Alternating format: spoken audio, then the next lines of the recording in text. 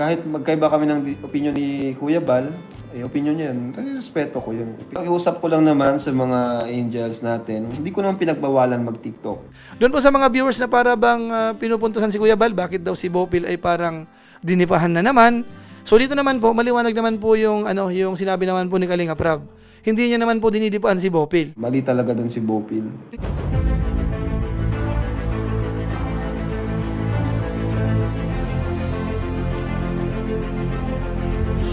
Ayun, shoutout guys. Muli po, welcome to my YouTube channel. Ito po si Kuya July, ang inyong katugang, ang inyong kalingap na muling babati muna sa inyo ng magandang araw, magandang gabi.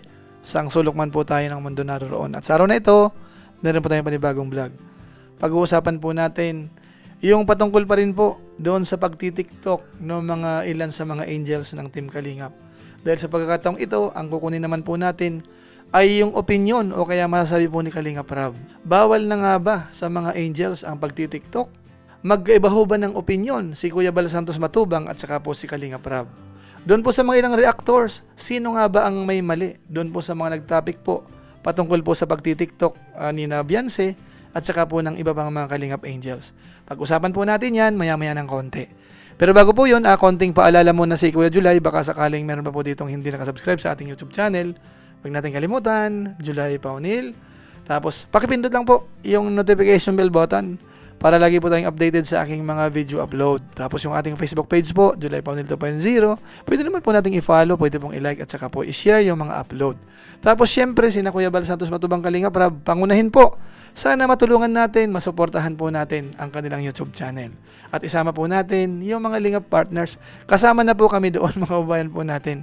So maraming salamat po sa inyong lahat. Ngayon tuloy na po tayo. Pag-usapan na po natin. Ito pong patungkol sa pagtitiktok ng mga ilan sa mga angels. Nung nakaraan ho, talagang napag-usapan yung pagtitiktok ho ni Beyonce.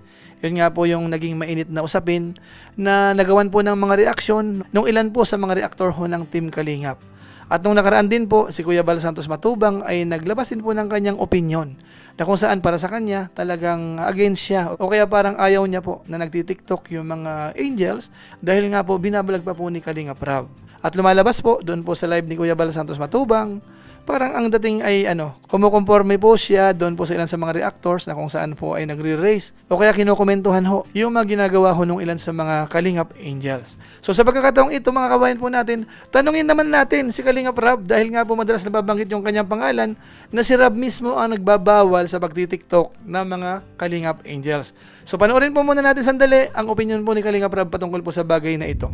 So, yun nga, ang pakiusap ko lang naman sa mga angels natin, hindi ko naman pinagbawalan mag-TikTok. Ang sabi ko lang, bawas-bawasan yung pagti-TikTok. Okay lang sa isang linggo, makadalawa. Hindi yung araw-araw may upload sa TikTok. Kasi, inaano natin sila kumbaga iniingatan din. Kasi ang nangyayari, pag nag-TikTok sila ng something na di nagustuhan ng mga viewers, ang bashers nakaabang lang. Yung iba, may mga sinishare, mga fake page, sinishare yung TikTok na di na natin hawak. Yun ang ngayon. Okay lang sana kung walang mga fake page na nag-share Okay lang sana. Kaso madaming fake page na nag-share, then ang ginagawa nung iba, talaga naghahanap lang sila ng butas. Naghahanap lang sila ng butas. So, kaya pinagbabawalan ko sila magpara TikTok. Kasi pag shinare yan ng bashers, ng page ng mga basher, wala tayong magagawa dyan. No? O kaya mga fake page, ikakalat, hanggang sa ang dami na pinagpipestahan na yung TikTok ng ating beneficiary. Wala tayo, di natin control yun. Kaya sinasabihan ko sila na bawasan yung pag-TikTok. Yun lang naman, hindi ko naman pinagbabawalan talaga. So ayun mga kabayan po natin, maliwanag. Ang sabi po ni Kalinga Prab, hindi niya po pinagbabawalan ang pagtitiktok ho ng ilan sa mga Kalingap angels. Ang sinasabi niya po, bawas-bawasan mga kababayan po natin. Wag naman yung parang araw-araw nagtitiktok. Sabi niya nga, kahit mga twice a week ay pwede na. At kanyang pinaliwanag ho yung dahilan. Dahil nga po kinukuha ng ilan sa mga fake page yung kanilang TikTok. Tapos ang dating ho ay parang napapasama po sila. Tapos yung mga bashers ay talaga hong nakaabang. So yan po ang punto po ni Kalinga Prab. Kaya doon po sa mga nagsasabi na parang naghihigpit si Kalinga Prab, masyadong matindi ang patakaran. Wala nang privacy o kaya hindi na makapagdesisyon. Yung ilan sa mga angels sa sariling buhay nila, mali po tayo. Kumbaga po, ang kay Kalinga Prab po ay parang inilalagay po sa ayos at sa kapakanan din po ng mga Kalingap Angels. Kung atin pong naaalala yung paalala ni Kuya Bal Santos Matubang, kung atin pong lalaliman yung pagkakaintindi, parang ganun din, protection din po sa mga angels, kaya parang pinagbabawalan po muna sila. Dahil nga ho ang nangyayari, nababas nga ho yung ilan sa mga Kalingap Angels. So sana ho maliwanag po yun mga kabayan po natin. So ngayon po ilugtong po natin yung part na kung saan, ito po yung pinag-umpisahan mga kabayan po natin, doon po sa isang kasamahan ho natin, na nag-reaction po patungkol kay Beyonce, parang dito po nag-umpisa. So tanungin po natin si Kalingap Rab kung ano po ang masasabi niya. Ito po yun. Doon naman po sa nangyari, doon sa kay Bopil at kay... Ang mali po talaga doon is si Bopil. Kasi bakit niya nireaksyonan si Beyonce, di ba? Bawal reaksyonan ng masama ang beneficiary ko. So, wag na natin pagtakpan yon. Mali talaga doon si Bopil. And kahit magkaiba kami ng opinion ni Kuya Bal, ay opinion niya yun, respeto ko yung opinion ko, respeto niya. Pero hindi ibig sabihin nun ay magkakontrahan kami. Siyempre, at sa bandang uli, decision pa rin ni Kuya Bal ang masusunod. Pero sa opinion, malawak naman po yan na tanggap po yan ni Kuya Bal. Pero ang opinion ko doon, ang mali doon is si Bopil, no? Maling-mali talaga siya doon.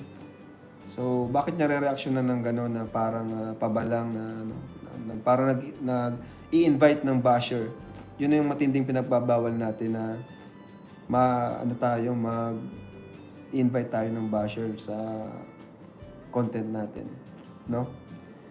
Yan. Ang sabi ko is bawas-bawasan ang pag-TikTok. Nagkataon lang na na-reaction ni Bopil is yung lumang upload na, no? Pero kung ang na-reaction niya is yung mga bago lang, medyo may tama siya tong konti. Pero mali pa rin kasi nag-invite siya ng mga basher sa vlog sa content niya. So ayun mga kabayan po natin, lumalabas po dito, parang para kay Kalingap Rab, hindi ho tama yung ginawa ho ng ilan sa mga kasamahan po nating reactor. Doon nga po sa pagre-raise, sa pagtitiktok ho ni Beyonce dahil nga daw po ay parang pinag-uumpisan ho ng pagkakaroon ho ng bashers. Lalo na po, yung time element, medyo parang matagal na po yung tinutukoy na video. Na napanood naman po natin sa paliwanag po ng ating kasamahang reactor, ang nireaksyonan niya ay yung mga reaksyon na rin po sa Facebook o kaya sa Reels na kung saan ay bago lang po yun. Bagamat yung pinagkunan ho ay matagal na. Yun nga po ang sinasabi natin dito. O yung binanggit po ni Kalingap Rab kanina na kinukuha nga po ng ilan sa mga fake page o kaya naman hindi man fake pero gumagawa po ng mga Reels na yun nga po ang mabilis kumalat. So in summary po mga kabayan po natin, sana wag nating mapagkamalian dahil niliwanag naman po ni Kalingap Rab na ang opinion niya maaaring iba sa opinion ni Kuya Bal Santos Matubang. Pero bandang huli, ang masusunod po ay si Kuya Bal pa rin po mga kabayan natin. Sana ho maliwanag yon.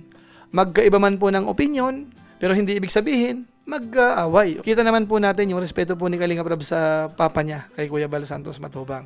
Kaya sana ho maliwanag po sa atin. Doon po sa mga viewers na para bang pinupuntusan si Kuya Bal, bakit daw si Bopil ay parang dinipahan na naman. So dito naman po, maliwanag naman po yung sinabi naman po ni Kalingap Rab. Hindi niya naman po dinidipahan si Bopil. Kaya kung baga po, tabla lang. Parang patas lang mga kabayan po natin.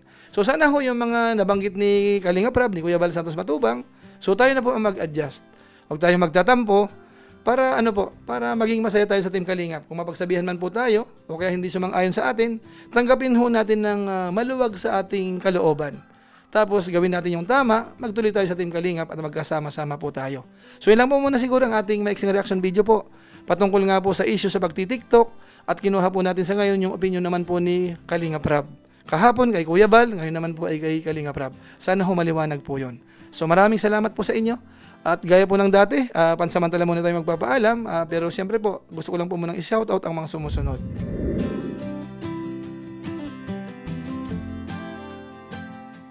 Tapos maraming salamat din po sa ating mga kasamaan sa COOS, Kalingap OFW Organic Sponsor sa inyo pong patuloy na pagsuporta po sa mga babae program ni Kuya Bal Santos Matubang at saka po ni Kalingap Rab.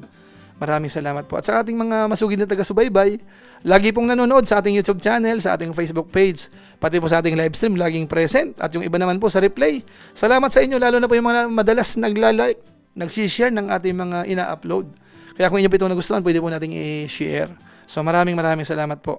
So muli, ito po si Kuya Julay, ang inyong katugang, ang inyong kalingap na pansamantalang nagpapaalam po muna. Kita-kita ulit tayo sa mga susunod ko pang vlog. Maraming salamat sa inyong walang sawang pagsuporta po sa ating YouTube channel. Pagpalain naman kayo ng Diyos, mabuhay tayong lahat. God bless. Bye-bye.